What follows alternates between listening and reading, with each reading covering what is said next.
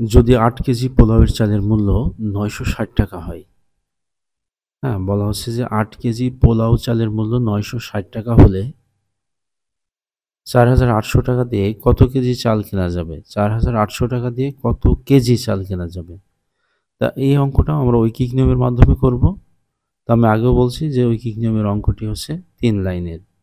তাহলে এখানে কত কেজি এটা বের করতে বলছে। তাহলে আমাদের ১ম যে লাইনটা হবে অঙ্কের, এই কেজিটা আমাদের ডান পাশে লিখতে হবে। হ্যাঁ? কেজিটা কোন পাশে লিখব? ডান পাশে। তো আমাদের মেইন থিম যেটা ৮ কেজি পোলাও চালের মূল্য ৯৬০ টাকা। তো কেজি যেহেতু ডান পাশে আমরা লিখব, তাহলে আমাদের ১ম এ লিখতে হবে যে ৯৬০ টাকা দিয়ে পোলাও চাল পাওয়া যায় ৮ কেজি।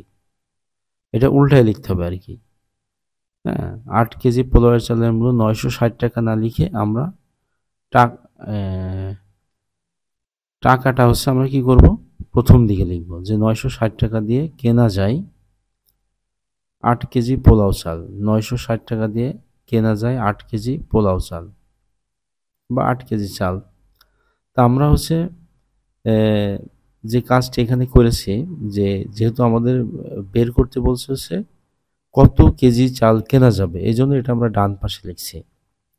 ৯৬০ টাকা দিয়ে কেনা যায় ৮ কেজি পোলাওয়ের চাল, অথবা এটা এভাবেও লেখা যায় ৯৬০ টাকা দিয়ে পোলাও চাল কেনা যায় ৮ কেজি। এবার আমাদের যে কাজটা করতে হবে সেটা হচ্ছে ১ কেজির দাম বের করতে হবে। ওই ৳১ বিষয়টা, অতএব ৳১ দিয়ে কেনা যায় ৯৬০ টাকাতে যদি ৮ কেজি পোলাও চাল পাওয়া যায়, তাহলে ৳১ দিয়ে কম পাওয়া যাবে। তাই কম পাওয়া গেলে এরকম ভাগ। ৮ ভাগ ৯৬০ কেজি পোলাওয়ের চাল। তাই ৮ এর নিচে দাগ দিয়ে ৯৬০ লিখছি মানে ৮ ভাগ আরকি, হ্যাঁ?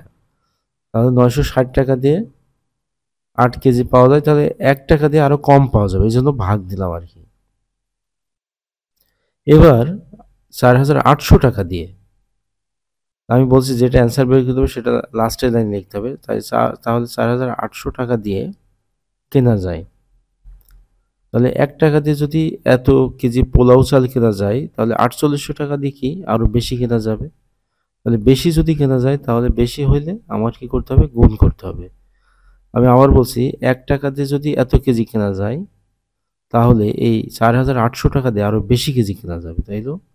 তাহলে আমাদের কি করতে হবে? গুণ করতে হবে। তাহলে ৮ গুণন ৪,৮০০, ৮ গুণন ৪,৮০০, আর নিচে হলো ৯৬০।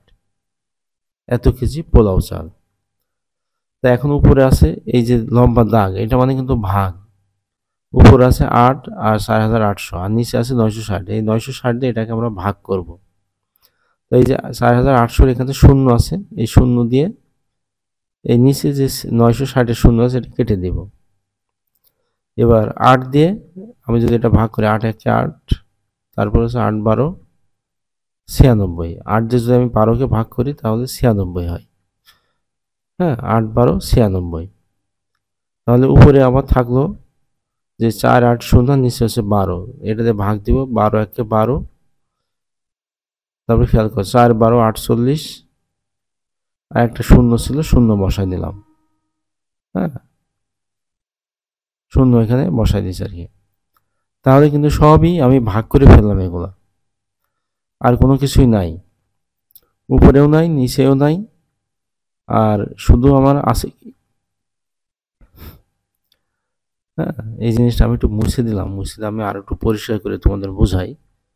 হ্যাঁ, যেহেতু তোমরা ভাগ করে করে অভ্যস্ত, আমি আবার দেখাচ্ছি যে আমার উপরে যেটা ছিল সেটা হচ্ছে ৮ এর সাথে আমি কি করেছিলাম? ৪,৮০০ গুণ করেছিলাম, হ্যাঁ? ৮ গুণন ৪,৮০০, আমি আবার লিখলাম ৮ গুণন ৪,৮০০, আর নিচে হলো ৯৬০। ৯৬০। তো সবসময় খেয়াল রাখতে হবে এই যে দাগের, লম্বা দাগের উপরে যে সংখ্যাগুলো আছে আর নিচে যে সংখ্যাটি আছে এদের সাথে সবসময় ভাগ করতে হয়। যে ভাগ মানে কাটাকাটি। কিভাবে? এই যে এই শূন্য আর এই শূন্য আমি কেটে দিলাম। হুম? এবার ৮ দিয়ে আমি দেখব ৯৬ কে ভাগ করা যায় কিনা। অবশ্যই যায়। ৮ ১২ ৯৬। তাহলে ৮ একে ৮, আর ৯৬ নিচে ১২ লিখলাম। হ্যাঁ? এবার আমি ১২ দিয়ে এই যে উপরে ৪৮০ আছে এটাকে ভাগ করব। ১২ একে ১২, ৪ ১২ ৪৮। আর এই যে শূন্য আছে অটোমেটিক্যালি এখানে বসে যাবে শূন্য। তাহলে আমার অ্যান্সার হলো 40। তাহলে 4,800 টাকা দিয়ে কত কেজি চাল কেনা যাবে? 40 কেজি চাল কেনা যাবে। তা আমি বলছিলাম যে এই ঐকিক নিয়মের অঙ্ক হচ্ছে 3 লাইনের মাধ্যমে, হ্যাঁ, এই অঙ্কগুলো করা হয় আর কি। কয় লাইনের মাধ্যমে? 3 লাইনের মাধ্যমে। তো এখন এই যে 3টা লাইনের মাধ্যমে আমরা করেছি, যে প্রথম যে লাইন ছিল এটা মেইন লাইন, এবং আমরা জানি যে এটার অ্যান্সার বের করতে হবে সেটা ডান পাশে লিখতে হয়। আর যে এ যেখান থেকে অ্যান্সারটা বের করতে হয় সেটা সবার শেষে লিখতে হয়। সেজন্য আমরা লিখছি যে 4,800 টাকা দিয়ে কত কেজি চাল কেনা যাবে? 4,800 কিন্তু নিচে, হ্যাঁ? 4,800 কিন্তু নিচে আছে।